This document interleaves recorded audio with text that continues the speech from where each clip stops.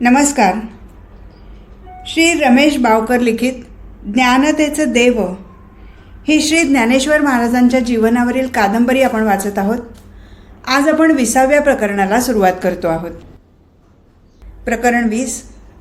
पूर्वेला दिसता उषा खगण, हो सोडूनी जाती नेडा, होऊनी जनता नि जागृत, करी ये जा करीती सडा. अन्नासाठी परी घडे विसरणे, त्यांनाच देते पिडा, लाभे संपद त्या विनम्र भजती, भावे उशेला सदा. विठ्ठलपंतांनी ऋग्वेदातील उषा सूक्ताची वरील अर्थाची एक ऋचा म्हटली व त्यांच्या मागून निवृत्ती ज्ञानदेवांनीही ती ऋचा म्हटली. ओंकाराचा उच्च स्वराने घोष करून त्यांनी सूर्यनारायणाची प्रार्थना केली व डोळे मिटले. क्षितिजावर डोके काढून सूर्यनारायणाने आपल्या सोनेरी किरणाचे कोमल तीर या तिघांवर फेकले. त्या उबदारपणाची जाणीव होताच विठ्ठलपंतांनी हात जोडून ऋग्वेदातील सवितृ सूक्ताची खालील अर्थाची ऋचा म्हटली व त्यांच्या पाठोपाठ निवृत्ती ज्ञानदेवांनीही ती ऋचा म्हटली. नेत्रांनी रविदेव तू निरखितो, तुझ्या हजारो क्षणी, प्राणी मात्र समस्त देव मनुजा, द्युलोक रे जीवनी. द्युलोकातुनी अंतरिक्षमधुनी, जाणे तुझे नियमी, संचारातून होत रात्र दिवसा, तुझ्या जनांच्या मनी. तिघांनी सूर्यदेवाला नमस्कार केला, 10 गायत्रीचा जप केला व ते झोपडीकडे वळाले. विठ्ठलपंतांच्या समोर निवृत्ती व ज्ञानदेव बसले. रोजच्याप्रमाणे गीतेचा पाठ सुरू झाला. सृष्टीचा स्वाभाविक रचना प्रकार विठ्ठलपंतांनी सोदाहरण सांगितला. परमेश्वराने जरी ही सृष्टी उत्पन्न केली असली तरी तिचे हे चलनवलन परिवर्तन हे इतके स्वाभाविक आहे की त्या ठिकाणी परमेश्वरांनी काही केले आहे असे दिसत नाही, वाटत नाही. एवढेच काय, पण तसे वाटू नये, जाणवू नये अशीच परमेश्वराची इच्छा आहे. यावर बोलताना विठ्ठलपंतांनी गीतेतला भगवंतांनी अर्जुनाला सांगितलेला श्लोक वाचून दाखवला. चातुर्वर्ण्यम मया सृष्टम गुणकर्म विभागशः, तस्य कर्तारमपि माम विद्य कर्तारमव्ययम्. विठ्ठलपंत थोडा वेळ थांबले. तेव्हा ज्ञानदेवाने विचारले, बाबा, भगवंत म्हणतात चातुर्वर्ण्य मया सृष्टम आणि मग शेवटी विद्य अकर्तारम असे कसे म्हणतात? विठ्ठलपंत म्हणाले, ज्ञानदेवा, सकाळी आपण म्हटलेल्या सवितृ सूक्ताच्या ऋचेच्या शेवटच्या 2 ओळीचा अर्थ सांगशील? ज्ञानदेवाने क्षणभर विचार केला व म्हणाला, सूर्यदेवाला म्हटले आहे की त्याचे अंतरिक्षातून नियमितपणे भ्रमण होत असल्याने दिवस रात्र निर्माण होतात. विठ्ठलपंत म्हणाले, ज्ञाना, आता तूच सांग की दिवस रात्र निर्माण करण्यासाठी सूर्य भ्रमण करतो का? नाही. मग सूर्याचे भ्रमण कशासाठी असते? पृथ्वीवरील प्राण्यांना प्रकाश व उष्णता देण्यासाठी. विठ्ठलपंतांनी ज्ञानदेवाचे म्हणणे मान्य करून सूर्याच्या उगवण्या मावळण्याने होणाऱ्या अनेक परिणामाची यादी सांगितली व शेवटी म्हणाले, ज्ञानदेवा, हे सर्व काही करण्याचा उद्देश ठेवून सूर्य भ्रमण करत असतो का? तर असे नसून तो भ्रमण करतो व हे सर्व त्याचे परिणाम होतात. म्हणून सूर्य या गोष्टीचा कर्ता होऊ शकत नाही. तसेच बाळांनो, बृहदारण्यकोपनिषदात हाच विषय आलेला आहे. तो भाग मी तुम्हाला सांगतो. परमेश्वराने स्वसामर्थ्याने ब्राह्मण उत्पन्न केले, पण त्याने तो समर्थ झाला नाही. त्याने क्षत्रिय उत्पन्न केले तरी त्याला त्यात उणीव भासू लागली. म्हणून त्याने वैश्य व पुढे शूद्र निर्माण केले तरीही त्याला पूर्णता आली असे वाटे ना. म्हणून त्याने त्यांच्यासाठी धर्म उत्पन्न केला. धर्मामुळे त्याला सामर्थ्य प्राप्त झाले. धर्म सर्वाहून श्रेष्ठ आहे. आता या ठिकाणी सुद्धा परमेश्वराने या सृष्टीचे चक्र व्यवस्थित चालावे, उत्पन्न झालेल्या प्रजेला सुखाने जगता यावे, यासाठी ही सर्व व्यवस्था केलेली असते. तशी ही स्वाभाविक असते. ते परमेश्वराने निर्माण केले असे जरी होत असले तरी त्याचे कर्तेपण परमेश्वराकडे जात नाही.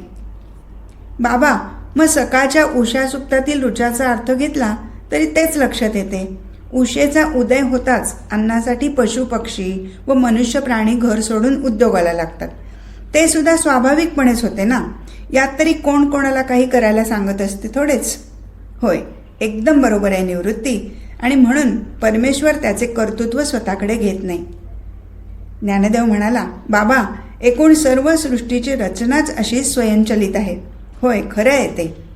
मग धर्माची स्थापना करण्यासाठी भगवंतांना वारंवार काय यावे लागते? एकदा धर्म स्थापना केली की धर्माला ग्लानी काय येते? विठ्ठलपंत म्हणाले, ज्ञानदेवा, सृष्टीच्या नियमाचे पालन मनुष्य प्राणी सोडून सर्व प्राणी करतात. पण परमेश्वराने जास्त बुद्धी दिलेला मनुष्य स्वतःच्या बुद्धीचा जादा वापर करून धर्माचा उच्छेद करतो. अहंकाराने षड्रिपू बलवान होतात आणि मग धनमद, बलमद, ज्ञानमद होतो. ते स्वतःच्या स्वार्थासाठी देहभावाने, अहंकाराने वाटेल त्या गोष्टी करण्याचा प्रयत्न करतात. नव्हे, काही वेळेला आचरणात आणतात की जे धर्माविरुद्ध असते. आणि एकदा धर्माचा विवेक संपला की मनुष्य धर्माला विसरून अधर्मालाच कवटाळतो. पण बाबा, मनुष्याची प्रवृत्ती ही अधर्माकडेच का असते? त्यांना सहजपणे आचरण्याचा स्वधर्म कसा कळत नाही? निवृत्ती, धर्म हा समाजधारणेच्या दृष्टीतून निष्काम कर्मसेवा सांगतो. यज्ञयागाचे, त्यागाचे, दानाचे महत्त्व सांगतो. चातुर्वर्णाप्रमाणे विभागणी झालेली असली तरी श्रेष्ठ कनिष्ठता राहू नये म्हणून समभाव शिकवतो. आत्मविकासासाठी उपभोगावर संयम ठेवायला सांगतो. अहिंसा, सत्य याचे पालन करण्यास सांगतो. आणि हे सर्व अहंकारी लोकांच्या विचाराच्या धारणेच्या विरुद्ध आहे. त्यामुळे त्यांची सत्ता, महत्त्व, अधिकार राहणार नाही असे त्यांना वाटते. आणि म्हणून असे लोक धर्माला महत्त्व न देता स्वतःला महत्त्व देतात आणि त्यासाठी त्यांना अधर्मच योग्य वाटतो. मग धर्माचे योग्य ज्ञान होण्यासाठी काय करायलाच पाहिजे? ज्ञानदेव म्हणाला, धर्माचे ज्ञान असणाऱ्या सद्गुरूला शरण जावयास पाहिजे. त्याला शरण जाऊन त्याची सेवा करून त्याला प्रसन्न करून घेतले पाहिजे व अशा प्रकारे प्रश्नोत्तरांनी ज्ञान प्राप्त करून घ्यावयास पाहिजे. आणि मग विठ्ठलपंतांनी ज्ञानप्राप्तीनंतर होणाऱ्या वृत्तीतील बदल स्पष्ट केला. सृष्टीतील चालणाऱ्या वेगवेगळ्या यज्ञांची माहिती दिली. वृत्तीत होणाऱ्या बदलांचा व या यज्ञाचा काय संबंध आहे हे स्पष्ट करताना विठ्ठलपंत म्हणाले, निवृत्ती ज्ञानदेवा, हे श्लोक पहा. श्रोतादीन इंद्रियानन्ये संयमाग्निषु जुह्वती, शब्दादीन विषयानन्ये इंद्रियाग्निषु जुह्वती. आणि पुढचे 2 श्लोक पहा. त्यामध्ये विषयाचे इंद्रियरूपी अग्नीमध्ये हवन क्रियेचा विधी सांगितलेला आहे आणि सर्व इंद्रियांच्या कर्माचा प्राणरूपी अग्नीमध्ये हवन करण्याचा विधी सांगितलेला आहे. हवन क्रिया हीच उपभोगाच्या विरुद्ध त्यागाची भूमिका तयार करून घेते. अशा या त्यागातून आत्मसंयम साधतो. त्याने ज्ञानाग्नीचे उज्जीवन होते. याच प्रकारचा हवनविधी कौशितकी उपनिषदामध्येही सांगितलेला आहे. तोही तुम्ही ऐकून ठेवा व नंतर बारकाईने वाचून समजून घ्या. आंतरिक अग्निहोत्र म्हणून जो भाग आहे त्यात म्हटले आहे, ज्यावेळी मनुष्य बोलतो त्यावेळी त्याची प्राणक्रिया थांबलेली असते, म्हणजे प्राणाचे वाणीत हवन होत असते. व ज्यावेळी प्राणक्रिया चालू असते त्यावेळी वाणीचे प्राणात हवन होत असते. अशा तऱ्हेने हवनक्रिया पुरुष जागृतीत व झोपेतही सतत करत असतो आणि मौनातून वाणीची हवनक्रिया प्राणात होत असते. त्यानेच वाणीला तेज चढते. बाळांनो, अशा तऱ्हेच्या या यज्ञविधीनेच सर्व संयम साध्य होतात व साधक ज्ञानप्राप्तीला योग्य होतो. अशा प्रकारे ज्ञानाची पवित्रता श्रेष्ठ असून श्रद्धावंतांनाच ज्ञानाचा लाभ होतो, हेही विठ्ठलपंतांनी क्रमशः व खुलासेवार सांगितले. बाबा, श्रद्धावानालाच ज्ञान प्राप्त होते असे का म्हटले? ज्ञानात श्रद्धा म्हणजे विश्वास. ऐकणाऱ्याची, शिष्याची, सांगणाऱ्यावर, गुरुवर श्रद्धा पाहिजे. जे सांगितले जाते ते योग्य व खरे आणि कल्याणकारकच आहे हा विश्वास पाहिजे. याचा अर्थ ज्ञानावर श्रद्धा पाहिजे. जे घडते ते परमेश्वराच्या इच्छेने घडते. जे कर्मफल समोर उभे आहे ही परमेश्वराची इच्छा आहे म्हणून त्याचा स्वीकार करणे ही श्रद्धा आहे. यानेच जीवाला खऱ्या ज्ञानाची प्राप्ती होते. म्हणूनच पुढील श्लोकात म्हटले आहे की संशयी पुरुषाचा नाश होतो, कारण तो कोणीही सांगितलेल्या कोणत्याही विधानाबाबत संशयीच असतो. त्यामुळे तो योग्य काय, खरे काय याचा कधीच निर्णय घेऊ शकत नाही. आणि शीड नसलेली नाव समुद्रामध्ये जशी कुठेतरी मध्येच हेलकावे खात बसते व कधीतरी मोठ्या लाटेच्या तडाख्याने रसातळाला जाते, तिला कधीच किनारा दिसत नाही, तसेच संशयी माणसाचे जीवन नष्ट होते. म्हणून श्रद्धा हीच ज्ञानप्राप्तीच्या बाबतीत अतिशय महत्त्वाची आहे. ज्ञानदेव म्हणाला, निवृत्तीदा, संन्यास म्हणजे काय? दुपारच्या वेळात ज्ञानदेव निवृत्ती गीतेच्या श्लोकांचे वाचन करून चर्चा करत होते. 5व्या अध्यायाचा पहिला श्लोक वाचूनच ज्ञानदेवालाही शंका आली. म्हणून त्याने लगेच प्रश्न विचारला. निवृत्ती म्हणाला, ज्ञाना, ज्याने सर्व गोष्टींचा त्याग केलेला आहे, घरादाराचा, बायको मुलांचा, संसाराचा त्याग केला आहे, त्याला संन्यासी म्हणतात व त्या कृतीला संन्यास म्हणतात. हां, म्हणजे गावामध्ये काही लोक भगवी वस्त्रे नेसून आलेले मी पाहिले होते. त्यांना कोणीतरी संन्यासी म्हणत होते, तेच ना? होय ज्ञाना, तेच संन्यासी. निवृत्तीदा, पण त्याच्या खालच्या श्लोकात संन्यास व कर्मयोग हे दोन्ही श्रेयस्कर असून त्यातल्या त्यात कर्मयोगालाच नित्य संन्यासी समजावे. जर तो कोणाचाही द्वेष करत नसेल व कोणतीही आकांक्षा करत नसेल तर असे म्हटले आहे. दादा, या गुणांमुळे तो कर्मयोगी एकदम संन्यासी कसा काय होऊ शकतो हे माझ्या लक्षात येत नाही. निवृत्तीही ज्ञानदेवाच्या प्रश्नाने थोडा गांगरला. त्यानं एकदम उत्तर सुचेना. विठ्ठलपंत हा संवाद ऐकत होते. निवृत्ती काय उत्तर देतो याची ते वाट पाहत होते. शेवटी निवृत्तीने विठ्ठलपंतांकडे पाहिले. विठ्ठलपंत उठून त्या दोघांजवळ जाऊन बसले व म्हणाले, निवृत्ती ज्ञाना, संन्यास या शब्दाचा अर्थच मुळातून कोणता आहे हे पाहिले तर प्रश्न अवघड वाटणार नाही. बाबा, मगाशी निवृत्तीदाने संन्यासाचा जो अर्थ सांगितला तो काय चूक होता का? ज्ञाना, तो अर्थ चूक नव्हता, पण पूर्ण बरोबरही नव्हता. अरे, निवृत्तीने सांगितलेला अर्थ हा बाह्य लक्षणाचा आहे. संन्यास या शब्दाचा अर्थ सम्यक म्हणजे सर्वांगीण, सर्व बाजूने विचार करून, न्यास म्हणजे ठेवणे, बाजूला ठेवणे, बाजूला सारणे, टाकणे असा अर्थ होतो. म्हणजे याचा पूर्ण अर्थ असा, ज्याने संसारातील विषयांचा, वस्तूंचा, उपाधीचा सम्यक म्हणजे पूर्ण विचार करून काय विचार केला की ह्या सर्व गोष्टी आध्यात्मिक प्रगतीला घातक, अडथळा आणणाऱ्या आहेत, हे विषय मोहक गुंतवून ठेवणारे आहेत, वस्तू या जड आहेत, नाशवंत आहेत, त्यामुळे त्यापासून शाश्वत सुख मिळणे शक्य नाही. म्हणून शाश्वत सुख जे परमेश्वर प्राप्ती ते प्राप्त होण्यासाठी विषयांचा त्याग करावयास पाहिजे. म्हणजे त्याविषयी आसक्ती असता कामा नये. तसेच त्यांचा द्वेष, मत्सरही असता कामा नये. कोणत्याही भौतिक गोष्टीविषयी जशी अभिलाषा असता कामा नये तसेच त्यांचा द्वेष, मत्सरही असता कामा नये. कारण कोणत्याही विकाराचा उद्भव हा अध्यात्माच्या दृष्टीने घातकच असतो. असे जो वागतो, स्वतःच्या विहित कर्माचे आचरण करतो, तो कर्मयोगी असूनही नित्य संन्यासी आहे असेच समजावे. आरुणिकोपनिषदामध्येही अशाच प्रकारचा संन्यास विधी सांगितलेला आहे. तो तुम्ही वाचा. उपनिषद लहान आहे असो, एकूण विचार करता घरादाराचा, बायको मुलांचा, संसाराचा त्याग करून भगवी वस्त्रे नेसली म्हणजे संन्यासी होत नाही, तर संन्यास्य वृत्ती तयार व्हावी लागते. हे महत्त्वाचे आहे.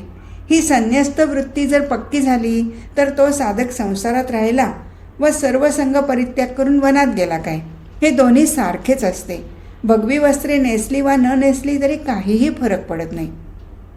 मुले अभ्यासाला बसली. विठ्ठलपंत पुढे शिकवू लागले. विठ्ठलपंत म्हणाले, बाळांनो, कठोपनिषदामध्ये यमराज नचिकेताला आत्म्याविषयी काय सांगत आहेत पहा. आत्म्याला अंगुष्ट मात्र पुरुष म्हटले आहे. याला पुरुष नाव का पडले तर तो पुरामध्ये म्हणजे नगरात राहतो म्हणून. या नगराला 11 द्वारे आहेत. गीता 9 द्वारांचाच उल्लेख करते. ती द्वारे अशी आहेत: 2 डोळे, 2 नाकपुड्या, 2 कान, मुख, गुद व शिश्न, ही 9 द्वारे झाली. या ठिकाणी ज्या 2 जादा द्वारांचा उल्लेख आहे त्यापैकी एक आहे बेंबी व दुसरे आहे ब्रह्मरंध्र.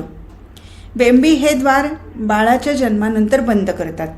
तसेच बाळ जेव्हा गर्भात असते त्यावेळी आत्म्याचा, जीवाचा प्रवेश या ब्रह्मरंध्रातून होतो म्हणजे टाळूतून होतो. ती टाळू बाळ जन्मले असता मऊ असते व ती पुढे टणक होते. आणि ज्यावेळी जीवनमुक्त योगी शेवटचा प्राण सोडतो त्यावेळी तो प्राण या ब्रह्मरंध्रामधून बाहेर पडतो, टाळू फोडून निघून जातो. असो, याविषयीची खुलासेवार माहिती मी तुम्हाला पुढे कधीतरी सांगेन. असे म्हणून विठ्ठलपंत उठून गेले व निवृत्ती ज्ञानदेव त्यावर विचार करत बसले. निवृत्ती ज्ञानदेव यांच्यात बराच खल होऊनही समदर्शिनः या शब्दाचा अर्थ निश्चित होत नव्हता. पंडित, ज्ञानी, विद्या, विनय संपन्न असलेला ब्राह्मण गाय, हत्ती, कुत्रा व चांडाळ यांना सारखेपणाने पाहतो म्हणजे नेमके काय करतो याचा उलगडा त्यांना होईना. शेवटी ते दोघेही विठ्ठलपंतांकडे आले. बाबा, समदर्शिनः या शब्दाचा अर्थ आम्हाला स्पष्ट होईना. बसा. निवृत्ती ज्ञानदेवा, वरील 2 श्लोकाचा अर्थ पूर्ण ध्यानी आला का? निवृत्ती ज्ञानदेव म्हणाले, होय बाबा. ज्ञानदेव म्हणाला, आत्मज्ञानाच्या प्राप्तीमुळे ज्याच्या अंतःकरणातील अज्ञान नष्ट झालेले आहे त्याचे ज्ञान ब्रह्मरूपाला सूर्याप्रमाणे प्रकाशित करते, म्हणजे सूर्याप्रमाणे प्रकाशमान असणाऱ्या ब्रह्मरूपाला जाणते. निवृत्ती म्हणाला, असे जाणल्यावर त्याची बुद्धी त्या स्वरूपाशी स्थिर होते, मग तेथे तद्रूप होते. असा ब्रह्मपरायण झालेला पुरुष पापरहित होऊन शुद्ध होतो, त्याला परमगती प्राप्त होते, तो परत जन्माला येत नाही. तुम्ही दोघेही एकदम बरोबर बोललात. पण असा जो पुरुष आहे त्याचा देह प्रारब्ध संपेपर्यंत पडत नाही, त्याचे जीवन चालूच राहते. त्याची इंद्रिये त्याच्या स्वभावाप्रमाणे कार्य करत असतात, पण वस्तुमात्रातील भेद या पुरुषाला जाणवत नाही. कारण त्याला सर्व ठिकाणी ब्रह्मरूप असल्याचा प्रत्यय आलेला असतो व त्या अनुभूतीतून तो पुन्हा लौकिक जगात परत आलेलाच नसतो. त्यामुळे त्याच्यासमोर अशा प्रकारे विद्या विनय यांनी संपन्न असलेला ब्राह्मण, गाय, हत्ती, कुत्रा किंवा चांडाळ कोणीही आले तरी त्याला त्याचे बाह्य स्वरूप न दिसता ते ब्रह्मरूपच दिसते आणि ब्रह्मरूपानेच तो त्यांना पाहतो. अशा प्रकारे तो समदर्शिनः असतो. विठ्ठलपंतांनी दुपारच्या वेळात मुलांना नारद पुराणातील कथा सांगण्यास प्रारंभ केला. सूर्यवंशाचा इतिहास सांगून सौदास राजाचे चरित्र सांगितले. महत्त्वाचे म्हणजे सगरपुत्रांचा इतिहास सांगून गंगा महात्म्यही सांगितले. त्यामध्ये बळीराजाची कथा पुन्हा थोडक्यात सांगितली व भूमिदानाचे महत्त्व सांगितले. त्यानंतर विठ्ठलपंत म्हणाले, शास्त्राची 6 अंगे आहेत: शिक्षा, कल्प, व्याकरण, निरुक्त, ज्योतिष व छंद. शिक्षामध्ये वाणीच्या उच्चाराला फार महत्त्व आहे. उरस्थल, कंठ व शिर याचा विचार करून उच्चार करावयास पाहिजे असे सांगून विठ्ठलपंतांनी संस्कृत मंत्राचे उच्चार कसे करायचे ते शिकवले. दिवसामागून दिवस जात होते. मुलांचे वय दिवसामासाने वाढत होते, तसे त्यांच्या ज्ञानात वेगाने भर पडत होती. आज रुक्मिणीची प्रकृती बरी नव्हती, अंग दुखत होते. विठ्ठलपंत चुलीशी अन्नब्रह्माची सिद्धता करत होते. ज्ञानदेव सोपान विठ्ठलपंतांच्या हाताखाली धावपळ करत होते, तर मुक्तामध्येच लुडबुड करत होती. निवृत्ती रुक्मिणीजवळ बसून डोके चेपत होता. तेथेही मुक्ता येऊन मध्येच डोके चेपून जाई. निवृत्तीला आईचे कपाळ जरा जास्त गरम वाटले. 2 दिवसापासून हा प्रकार चालला होता. विठ्ठलपंत वैद्याचे औषध आणू का विचारत होते आणि रुक्मिणी प्रत्येक खेपेला नको, होईल बरं असे म्हणून टाळत होती. शेवटी निवृत्तीला वाटले की रुक्मिणीचे डोके जास्तच गरम वाटू लागले आहे. तेव्हा तो हळूच उठला. विठ्ठलपंतांच्या कानात म्हणाला, बाबा, आईचा ज्वर जास्त वाढलाय असे वाटते. तुम्ही मला सांगा, मी जाऊन औषध आणतो. आईला डोळा लागलेला आहे. विठ्ठलपंतांनी निवृत्तीला वैद्याच्या घरचा पत्ता सांगितला आणि निवृत्ती धावतच बाहेर पडला. वैद्यराज कसले तरी चूर्ण खळण्यात गर्क होते व तोंडाने काहीतरी पुटपुटत होते. निवृत्ती दारातून आत आला. वैद्यराजांचे लक्ष जाईल असा जरा लांबच उभा राहिला. वैद्यराजाच्या पत्नीने निवृत्तीला पाहिले व तिने विचारले, बाळा, काय पाहिजे? कोण आजारी आहे? माझ्या आईला ज्वर आला आहे. 2-3 दिवस झाले, पण काही कमी होत नाही.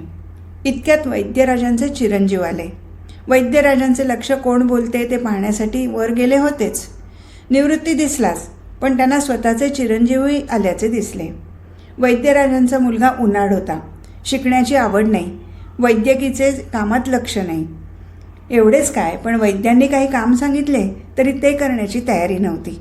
2 वेळा जेवणे व झोपणे व दिवसभर गावात भटकणे हाच त्याचा उद्योग होता. त्यामुळे मुलाला पाहून वैद्यराज कडाडले. आले का महाराज? या या, जेवणाची वेळ झाली ना. गावभर भटकून झाले असेल, या आता गिळायला. चांगला कुळाचा उद्धार करणार आहात. हां बाबा, धन्य झाली. आणि काय? वैद्यांची पत्नी म्हणाली, अहो, त्या मुलाला औषध देताय ना. वैद्यांनी निवृत्तीकडे पाहिले. रुक्मिणीच्या प्रकृतीची चौकशी केली व 4 पोळ्या बांधून दिल्या. निवृत्ती पळतच घरी आला, पण त्याच्या डोक्यात एका शब्दाने गोंधळ निर्माण केला होता. गेले 2 दिवस झाले विठ्ठलपंतांना मुलांच्या अभ्यासाकडे लक्ष द्यायला वेळ मिळाला नव्हता. तरीही मुले वेळ मिळेल तसा गीतेच्या श्लोकांचे वाचन, पाठांतर, चिंतन व चर्चा करत होते व स्वतःच समजून घेण्याचा प्रयत्न करत होते. त्यातच त्यांना उद्धरेदात मनात्मानम, स्वतःचा उद्धार करून घ्यायचा असतो असा अर्थ समजला होता. आणि आज निवृत्तीने वैद्यांच्या घरी ऐकले होते, कुळाचा उद्धार मुलगा कसा काय करणार असतो हे त्याला कळत नव्हते. या विचारात निवृत्ती घरी आला. वैद्यराजाने दिलेल्या पुड्या त्याने विठ्ठलपंतांच्या हाती दिल्या व निवृत्ती रुक्मिणीजवळ तिचे डोके चेपत बसला. विठ्ठलपंतांनी रुक्मिणीला दिवसातून 4 वेळा चाटण चाटवले व दुसऱ्या दिवसापासून रुक्मिणीला बरे वाटू लागले. रुक्मिणी चूल सांभाळू लागली तेव्हा विठ्ठलपंत मोकळे झाले. विठ्ठलपंत पूजा उरकून आले व मुलांना म्हणाले, निवृत्ती ज्ञानदेवा चला, कोटपर्यंत तुमचे वाचन पाठांतर झालेले आहे ते बघूयात. 2 दिवस तुम्हालाही सवड मिळाली नाही ना. निवृत्ती ज्ञानदेव विठ्ठलपंतांसमोर येऊन बसले. निवृत्ती म्हणाला, बाबा, उद्धार म्हणजे काय? उद्धार म्हणजे सोडवणे, बाहेर काढणे, वर काढणे.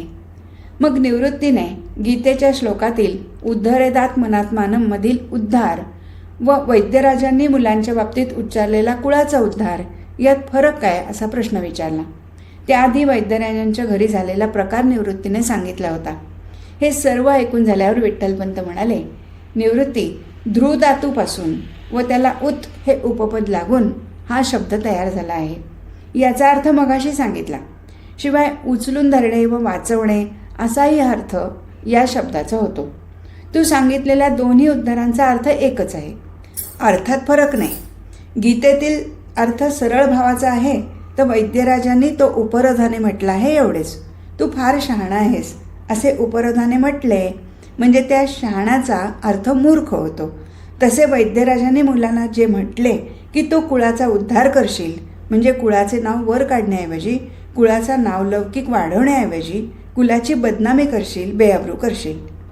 हां, आपण म्हणता ते आम्हाला चांगले समजते, पण बाबा, स्वतःचा उद्धार स्वतःच कसा काय करून घ्यायचा असतो? निवृत्ती ज्ञानदेवा, स्वतःचा उद्धार हा स्वतःच करून घ्यायचा असतो. मग तो लौकिक असो व आध्यात्मिक असो. आता आपण त्या वैद्याच्याच मुलाचे उदाहरण घेऊया. हा मुलगा शिक्षणात, अभ्यासात, वैद्यकीत वा कशातही लक्ष घालत नाही वा वैद्यांनी सांगितलेल्या कोणत्याही कामात लक्ष घालत नाही. म्हणजे मोठा झाल्यावर किंवा वैद्यराजांच्या नंतर तो आपली उपजीविका कशी चालवणार? म्हणजे लौकिकदृष्ट्या त्याची अधोगतीच होणार व लोक काय म्हणतील, अहो पाहिलंत का, हा आपल्या वैद्यराजांचा मुलगा. म्हणजे नाव कोणाचे निघाले? वैद्यांच्या कुळाचेच नाव निघाले ना. आता या ठिकाणी वैद्यबुवा काय करणार? तेव्हा मुलाने ठरवले तरच तो काम करून शिकून नावलौकिक मिळवू शकतो, होय ना. जर तो निश्चयाने शिकून उत्तम वैद्य होईल तर लोक पुन्हा असेच म्हणतील की अहो, हा आपल्या वैद्यराजांचा मुलगा, हो पहा काय गुण आहे त्याच्या हाताला. आणि येथेही पुन्हा वैद्यांच्याच कुळाचे नाव निघाले, पण चांगल्या अर्थाने. म्हणजे खऱ्या अर्थाने कुळाचा व स्वतःचाही उद्धार होईल. निवृत्ती ज्ञानदेव म्हणाले, होय बाबा, आता आम्हाला समजले. याचाच अर्थ स्वतःचा उद्धार स्वतःच करून घ्यायचा असतो. अध्यात्मात स्वतःच योगाभ्यास केला, चिंतन मनन केले, शास्त्र वाचन केले, सृष्टीतील विषयांचे क्षणभंगुरत्व ओळखून त्यांना बाजूस सारले, अनासक्त राहून फलाभिलाषेचा त्याग करून कर्मे केली तर जीवाचा उद्धार होईल, प्रगती होईल व जन्मोजन्मीच्या उपासनेने तो प्रगत होऊन जाऊन शेवटी ब्रह्मरूपाला जाऊन पोचेल. हा त्याचा उद्धार त्यानेच करावयास पाहिजे. दुसरा कोण करणार? दुसरा कोण त्याला ब्रह्मस्वरूपाला नेऊन पोचवणार, होय की नाही? आलं लक्षात बाबा. निवृत्ती ज्ञानदेवा, यापुढील हे 10 ते 15 श्लोक ध्यानाचे आहेत. आसन, बैठक, प्राणायाम, मुद्रा, चक्र, भेद हा योगाभ्यास आहे. योगी या योगक्रियेत यशस्वी झालेले असतात. त्यांच्याकडूनच हा अभ्यास करून घ्यावा लागेल म्हणजे तुम्हाला योग्य मार्गदर्शन मिळेल. पाहू कधी योग येतो ते. तोपर्यंत आपण पुढील अभ्यासाला सुरुवात करूया. पण तरीही उपनिषदामध्येही याचा विचार केला आहे, ते तुम्हाला वाचायला हरकत नाही. श्वेताश्वेतर व कैवल्य उपनिषदातील या विषयावरील भाग तुम्ही वाचून ठेवा. यालाच षडांग योग म्हणतात. प्राणायाम, प्रत्याहार, ध्यानधारणा, तर्क व समाधी असा हा योग आहे. मैत्रायणी उपनिषदामध्ये याचा उल्लेख आहे. विठ्ठलपंतांनी षडांगाच्या 6ही अंगाची खुलासेवार माहिती सांगितली व शेवटी ते म्हणाले, बाळांनो, परमेश्वर अचिंत्य आहे म्हणून तर्काने त्याचा विचार करावा लागतो. तो निराकार निर्गुण आहे. पण ध्यानात स्थूल आलंबनाचा स्वीकार करून ज्यावेळी ते स्थूल आलंबन हळूहळू विरून मन सूक्ष्मात प्रवेश करते त्यावेळी समाधी साधू लागते. त्यावेळी तर्काची गतीसुद्धा कुंठित होते. जेथे जेथे तर्क, विचार, ध्यान याची जाणीव थांबलेली असते तीच समाधी होय. आणि मग विठ्ठलपंतांनी कुंडलिनीचे वर्णन करून सांगितले. निळ्या मेघाप्रमाणे विजेप्रमाणे प्रभायुक्त अशी ती ज्योती, देवभाताच्या कुसळाच्या टोकाप्रमाणे लहानशी पिवळ्या रंगाची देहाकार आहे. तिच्या ज्वालेमध्ये परमात्मा उभा आहे. तो ब्रह्म आहे व तोच सर्व काही आहे. त्यामध्येच पुढे शम दमाविषयी माहिती दिली आहे. हे वाचून तुम्ही त्याचे चिंतन करा. योगाभ्यास करणाऱ्या योगाचे चित्त शांत व स्थिर होते.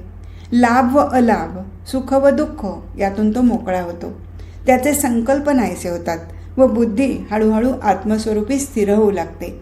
त्यामुळे त्या योगाच्या ठिकाणचे दोषही नाहीसे होऊ लागतात आणि मग त्याला ब्रह्मसाक्षात्कार होऊन ब्रह्मस्वरूपाचे दर्शन होते. आणि त्यानंतर योगाची प्रत्येक क्रिया ही परमेश्वरासाठीच होऊ लागते. त्याचे वर्णन करून विठ्ठलपंतांनी श्वेताश्वेतर उपनिषदामधील भाग वाचून दाखवला, त्याचा अर्थ सांगितला. नंतर विठ्ठलपंत म्हणाले, आत्मौपम्येन सर्वत्र समम पश्यति अर्जुन, सुखम वा यदि वा दुःखम स योगी परमो मतः. भगवंत म्हणतात, सुखदुःख या विकारात मनाचा समतोल बिघडू न देता सर्व प्राणीमात्रांकडे स्वतःप्रमाणे आत्मरूपाने पाहणारा हाच खरा योगी आहे, असे माझे स्पष्ट मत आहे. हा श्लोक वाचून व त्याचा अर्थ सांगून झाला आणि विठ्ठलपंतांनी मुलांना सोडून दिले व ते इतर उद्योगाला लागले. आज इथेच थांबू. हरिओम तत्सत.